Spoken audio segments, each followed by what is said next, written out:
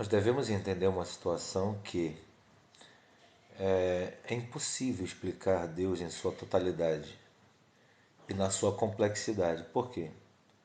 Deus não é um ser material, é um ser complexo. Porém, cada um tem uma percepção sobre a visão de Deus. Muitos veem Deus como Deus criador, Deus que prospera, Deus que abençoa, Deus que castiga. Muitas pessoas têm uma visão de Deus em vários aspectos.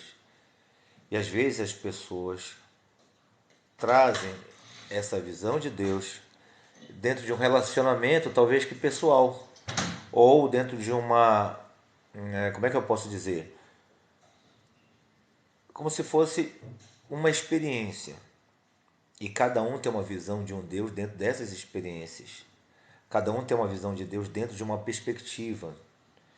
E aí a gente tem que saber separar o que significa a revelação de Deus, o que significa a vontade de Deus, o que significa o poder de Deus, o que significa a manifestação de Deus, a imanência, a transcendência. E às vezes a gente acaba fazendo uma mistureba doida e às vezes nós colocamos Deus em xeque pelas nossas experiências pessoais, pelas nossas frustrações pessoais, pela falta de resposta das orações. Às vezes parece que Deus responde para todo mundo. Não sei se acontece isso com você. E tem momento que parece que Deus não responde nada para ninguém. Parece que Deus é bom para uns e parece que Deus é juiz, julgador, vingador para outros. E aí o que a gente tem que parar e pensar? É como ter uma experiência desse Deus, porque parece que para algumas pessoas é um Deus e para outras pessoas é um outro Deus. E eu estou orando a Deus e Deus me livra, e para outro Deus, não há livramento, e aí gera questões e gera embates, porque acaba mexendo com o nosso eu, com o nosso ego, com as nossas frustrações.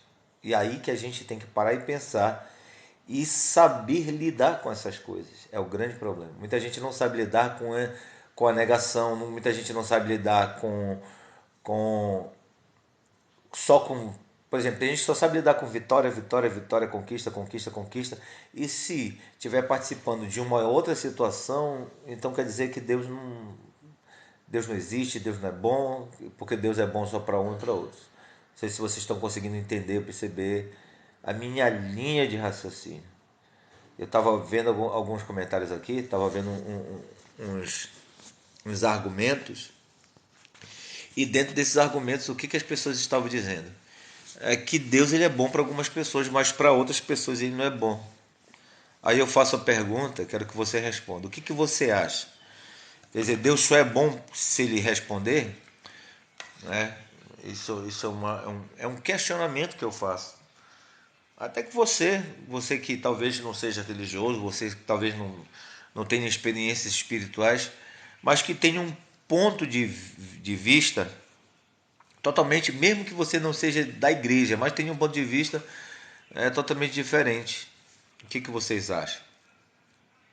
O que vocês pensam sobre isso? Né?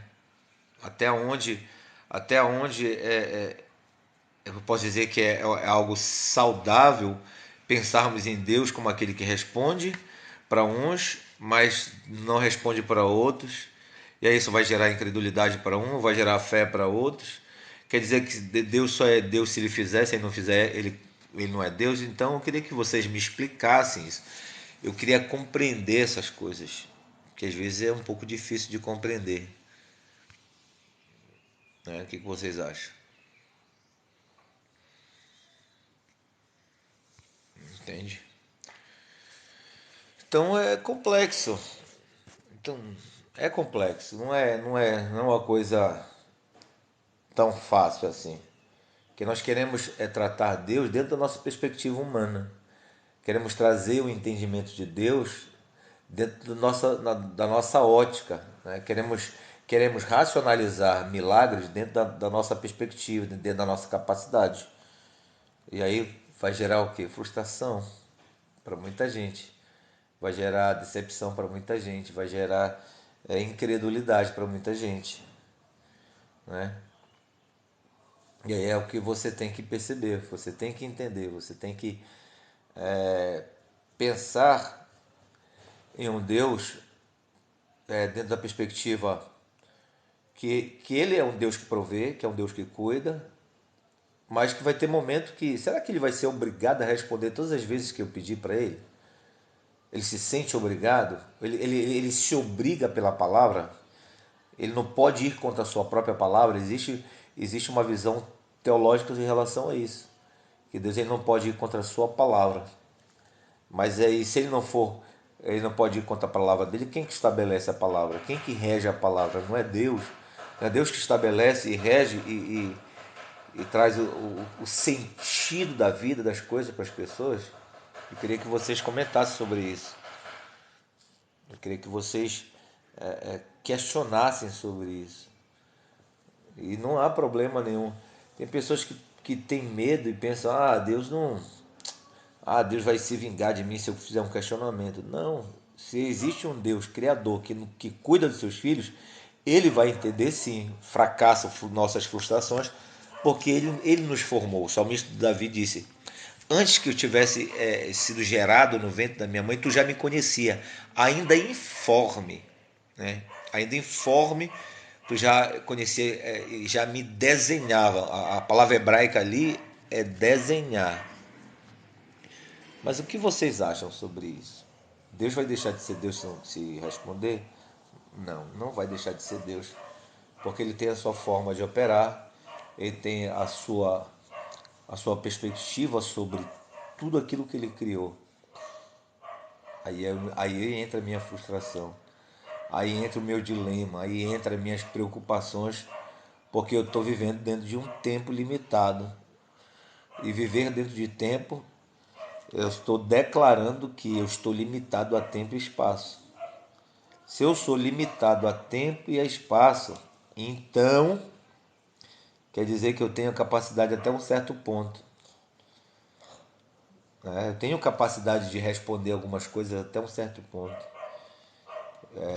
Eu posso trazer toda a ciência, todo o conhecimento, eu posso trazer toda uma base filosófica, social, tudo cultural, mas eu quero que você entenda que existe limites por causa da minha forma, a minha natureza, a minha construção psicossocial, né? Não é minha princessinha do papai.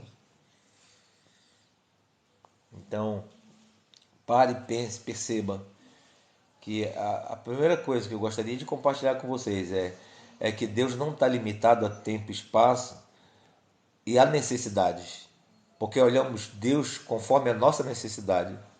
Nós buscamos Deus conforme a nossa necessidade. Quer ver? Eu estou precisando de alguma coisa, vou recorrer a quem? Se eu já tenho fé, se eu sou cristão, se eu tenho uma vida pautada religiosa diante de Deus, eu vou correr a quem? Ao meu Criador. É errado? Não, não é errado.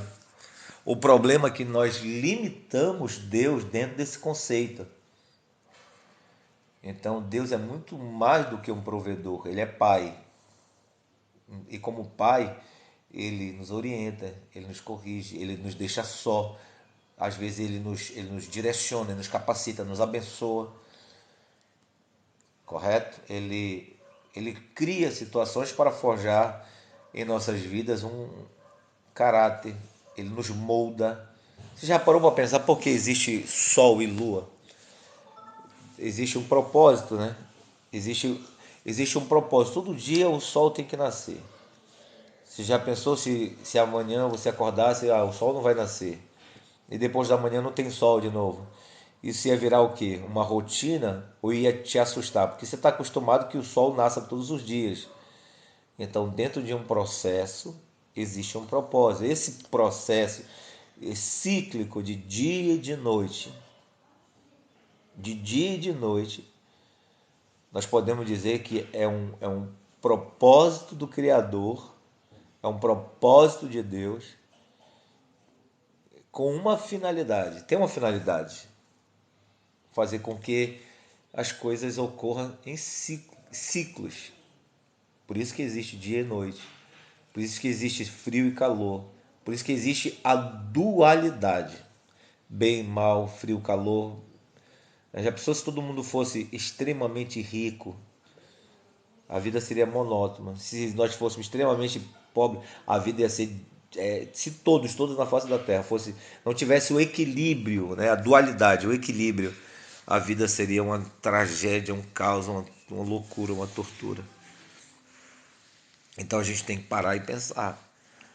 Esse Deus ele tem um controle, que Deus ele não perde, Deus ele não perde o controle sobre os seus filhos.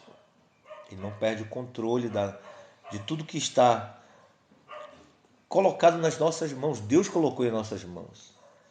Deus deu o benefício de nós cuidarmos de muitas coisas, porém nós não sabemos lidar com aquilo que Deus nos deu. E uma das primeiras coisas chama-se a nossa vida.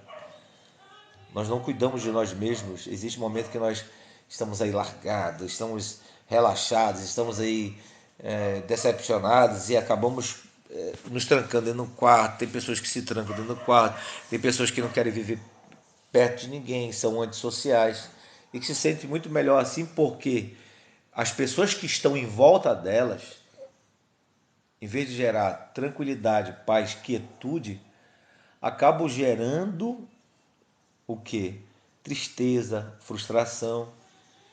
E aí a gente muitas vezes acaba se fechando num mundo que achamos que é um lugar seguro, a solidão. E Deus disse: não é bom que o homem viva só.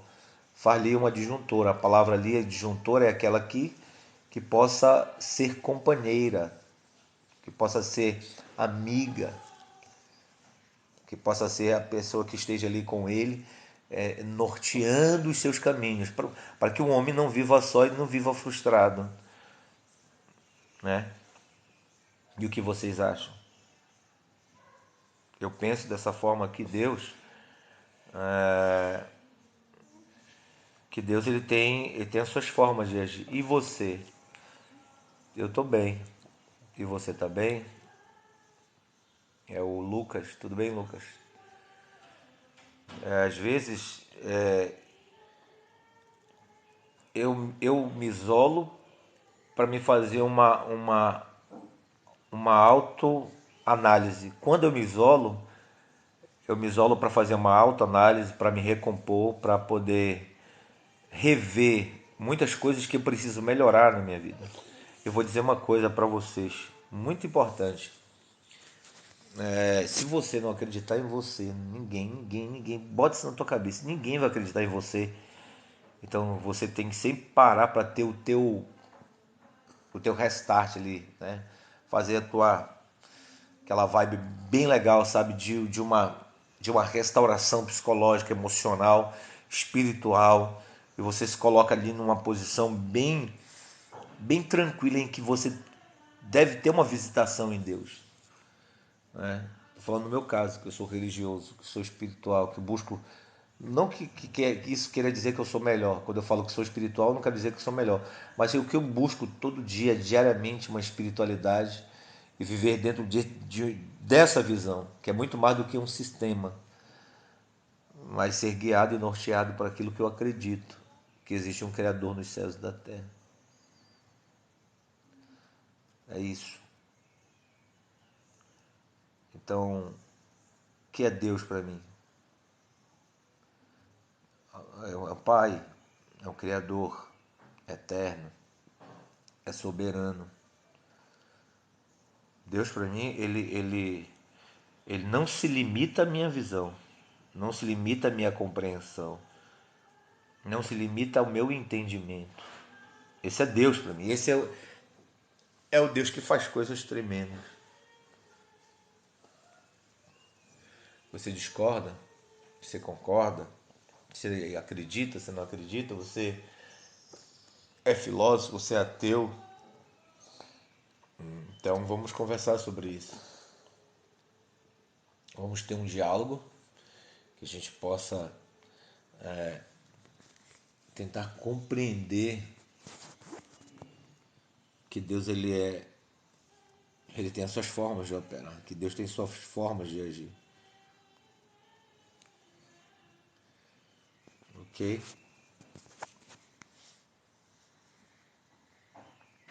É isso aí.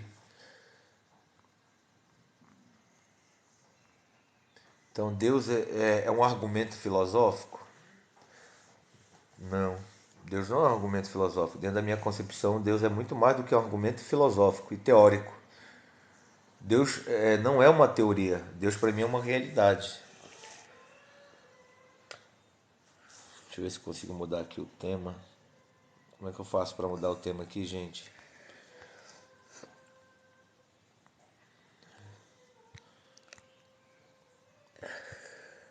Então, percebes? Então ele é muito mais do que uma filosofia. Ele é uma revelação materializada através de Jesus. Como assim Jesus é uma revelação materializada em Jesus? Ele se manifesta na nossa natureza. Ele se revela no tempo histórico para se relacionar com o homem. Aí a gente entende a questão do religare. E muita gente fica falando da religião, mas então por que as pessoas criaram a religião? Por que existem as religiões? Qual a fundamentação de uma religião? Aí vai vir algumas visões filosóficas. Aí alguém vai dizer que é uma forma de escapar, é uma forma de. Mas quem deu a concepção que existe uma paz interior, então? Quem deu esse senso de moralidade e pensamento? Né? Quem pode descrever o que é o pensamento? Teórico, todo mundo descreve o que é o pensamento. Nós podemos descrever o que é a memória, o que é a moralidade, mas nós não conseguimos materializar o pensamento, a memória e a. Né? Você consegue materializar, trazer a existir o pensamento. O máximo que nós podemos fazer é que os nossos desejos podem se tornar materiais. Eu desejo um copo, então eu vou gerar, vou fabricar e vou construir um copo. Mas esse pensamento, enquanto estiver dentro da minha cabeça, ele não é uma matéria. Ele só é um pensamento. Enquanto ele não sair da minha cabeça, ele só é um pensamento. E aí que o pensamento é imaterial, a consciência é imaterial, a moralidade é imaterial. E quer dizer que a consciência, o pensamento não existe? É complicado, é complexo. Então, tem que puxar, filho. Puxa, ó, faz assim, filho, ó. Entendeu? E se você discorda, fala aí. Né? O problema é o Deus de Spinoza que as pessoas querem. As pessoas querem o Deus de Spinoza, porque as pessoas querem o Deus que só satisfaça, desculpa, as pessoas querem Deus que só satisfaça a sua necessidade, mas não querem Deus como aquele que o governa. Não querem Deus como aquele que o guia, que às vezes ele vai agir de forma que nós não entendemos para nos preservar, ok? Para nos conduzir. E Deus é especialista em criar situações para nos abençoar. Mas essas situações, elas são o quê? Totalmente diferentes daquilo que nós pensamos. Por isso que a Bíblia diz: eu sei que pensamento tenho sobre vós. Pensamento de paz e não de mal, para vos dar o fim que vos desejais. Mas como ele chega nesse fim, existe uma trajetória. Começo, meio e fim. Mas para ele chegar no fim, nesse meio aqui, tem um percurso que ele faz que nos atordoa, que a gente não compreende, que somos negacionistas, nós não conseguimos compreender Deus. Aí trazemos ele para a nossa necessidade, e aí, quando não é manifestada os nossos sonhos, as nossas necessidades, então cadê Deus? Por isso que eu vejo muita gente aqui no TikTok frustrada com Deus. Né? E no mundo, né? As filosofias anticristãs, esse pensamento anticristão, antirreligioso, nada mais, nada é do que um pensamento de frustração, porque pessoas morrem, porque pessoas são doentes, porque pessoas passam miséria, porque acontece isso, isso, aquilo e outro. E muitas vezes esquecemos de um Deus criador que nós abandonamos. Ok? E aí nós não conseguimos compreender que nós abandonamos Deus e culpamos Deus pelas nossas tragédias, misérias, fracassos e doenças. E aí? Então é muito fácil. É muito fácil eu colocar Deus no banco dos réus e julgar ele. Claro, eu não consigo resolver nem minha vida, aí eu vou agora pegar um que se diz criador, eu vou botar a culpa tudo nele. Ah, ele não é criador? É muito fácil um ateu dizer assim, ah, ele não é criador, então por que ele não cura os doentes? Então por que naquele dia que alguém estava sendo morto, Deus não foi lá e não livrou? Por que Deus não livrou no cativeiro? N questões acontecem. Até próprios crentes duvidam de Deus. Sabe por quê? Porque teve crente que estava indo viajar para pregar a palavra de Deus e no meio do caminho morreu. E aí, ele deixa de ser Deus porque aconteceu uma tragédia com um pregador que leva a sua palavra, com alguém que ministra o evangelho, que traz como testemunho de vida uma vida pautada em Deus? É muito fácil colocarmos Deus no banco do réu. Você não acha? Você não acha que é muito fácil nós acusarmos Deus se utilizando das nossas mazelas e misérias? Então é fácil. Isso aí chama-se transferir as nossas mazelas para alguém, os nossos fracassos para alguém, as nossas frustrações para alguém. A primeira coisa quando está acontecendo algum problema dentro da sua casa, você vai procurar um ponto de referência. E o ponto de referência que você vai achar é aquela pessoa que te escuta, aquela pessoa que te ama. E ali, como aquela pessoa é o ponto de referência, o que você vai fazer? A culpa é tua, porque ela é o ponto de referência. Ok? Isso é muito forte, gente.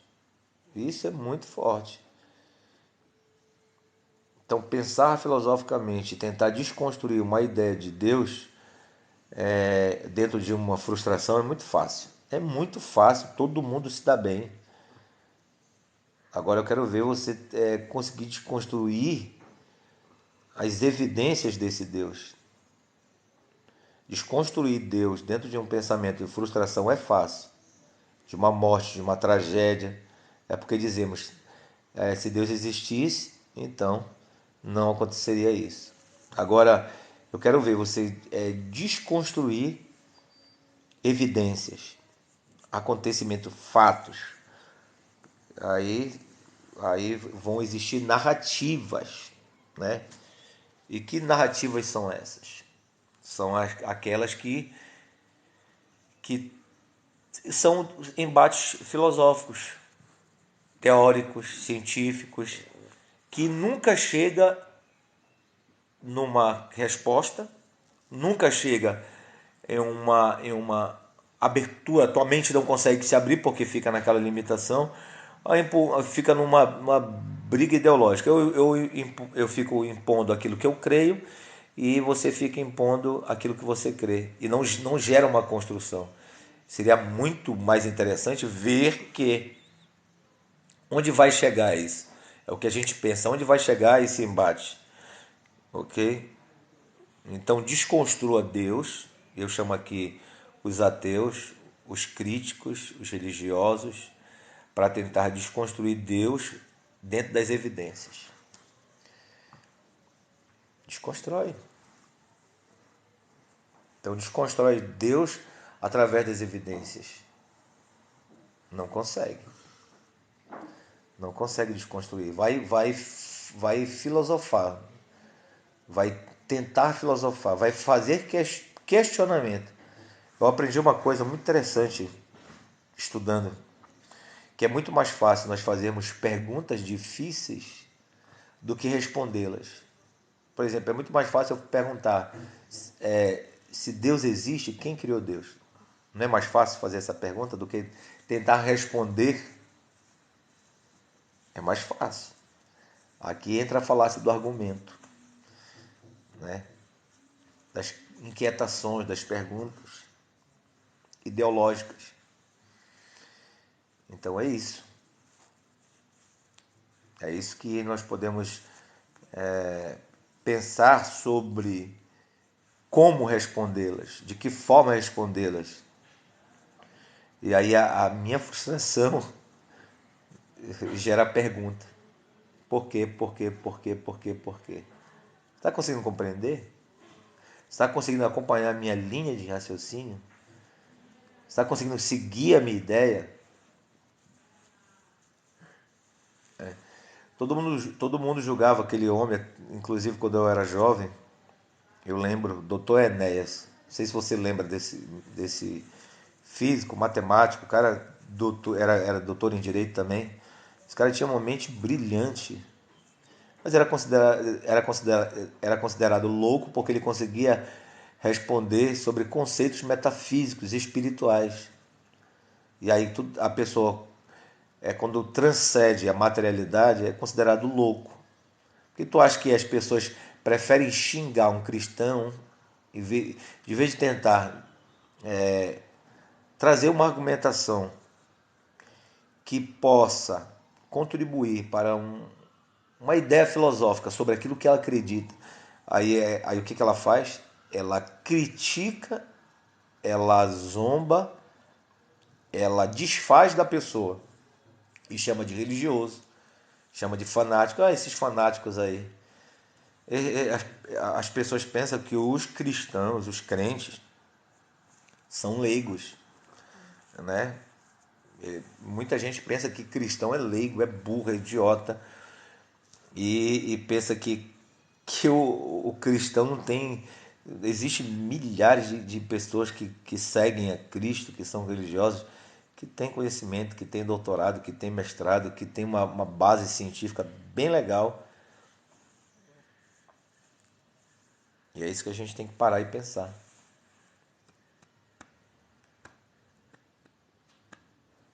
né? É isso. Então é muito fácil eu desconstruir uma ideia do que tentar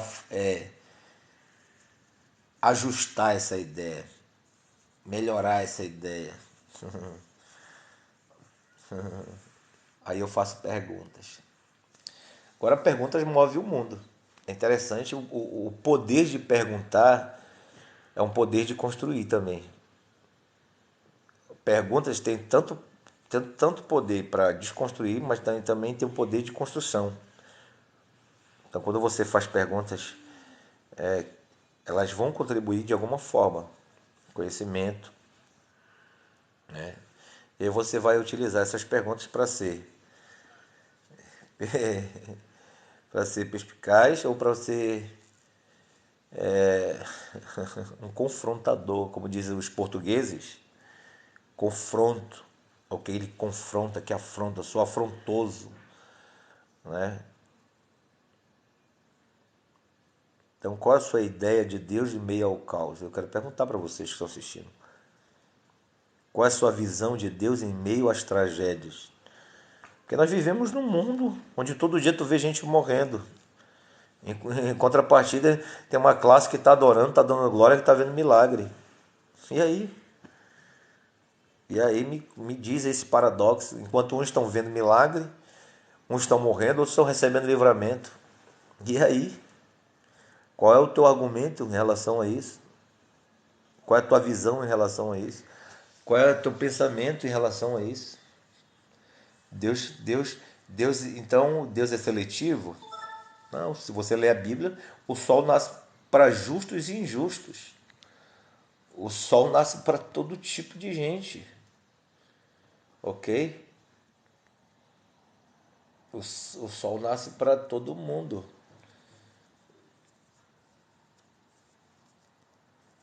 É isso. Muita gente está entrando aqui. Quero mandar um abraço para vocês que estão entrando, dando uma passadinha aqui. Entende? Então é isso. Então Deus ele não se limita ao momento. Nós julgamos, olha, é interessante isso aqui. Nós julgamos Deus segundo o nosso momento que estamos vivendo. Quer que eu te dê um grande exemplo? Hoje eu acabei de receber um milagre. Ah, Deus é bom. Uma porta acabou de se abrir. Ai, meu Deus, Deus é maravilhoso. Deus abriu a porta. E se não acontecer isso? E aí? Deus é ruim. Deus não me ouve. Ah, Deus não está comigo. Ah, Deus me esqueceu. Percebes? Não limite a Deus a tua condição. Porque Deus não nos vê dentro das nossas limitações. Deus vê nossa trajetória. Fala de soberania de Deus. Deus ele vê a nossa trajetória. Então por isso que ele não nos julga no nosso momento. Hoje podemos estar em uma situação, mas amanhã não. Pode estar melhor depois. Nem minha princesa do pai. Estou com a minha princesa aqui do meu lado. Está mimindo aqui. Minha filha é especial. É linda. Seria Deus injusto porque uns nasceram especiais e outros não? Seria Deus injusto porque uns nascem com algum problema? Não. Deus não é injusto. Né? No caso da alteração de um cromossomo, minha filha é síndrome. Mas aí eu vou julgar Deus? Quer dizer que um nasceu perfeito, o outro não nasceu, faltando um cromossomo? E eu vejo a perfeição nessa menina aqui, mais do que muita gente que se diz perfeito, porque nela eu vejo verdadeiramente amor, a pureza, o carinho, muito mais inteligente do que muita gente, né, amor? Né, meu bebê, que você é mais inteligente que muita gente. É isso, ela só vive agarrada comigo, tá aqui do meu lado, deitadinha. Agarrada, só vive agarrada, passo o dia inteiro agarrada. Então não limite Deus dentro do seu espaço, dentro do seu ambiente, dentro das suas limitações, dentro dos seus fracassos. Quem pode dar um glória a Deus aí? Tem algum crente na live comigo aí? Tem algum crente que já está recebendo uma bênção de Deus? É isso, gente. É isso. Não julgue Deus pelo seu fracasso. Não limite Deus pelos seus problemas. Não limite Deus pelo aquilo que você não consegue fazer e bota a culpa em Deus. Tem coisa que é eu e você que temos que fazer, meu irmão. Então somente te esforça. Lá em Josué está escrito: tão somente te esforça. Não te mandei eu. Às vezes Deus já deu uma ordem, já deu uma direção. O que nós fazemos? Não fazemos nada e queremos ver o milagre de Deus, queremos ver alguma coisa da parte de Deus. Né? Então, é assim, é isso. Ok? É isso.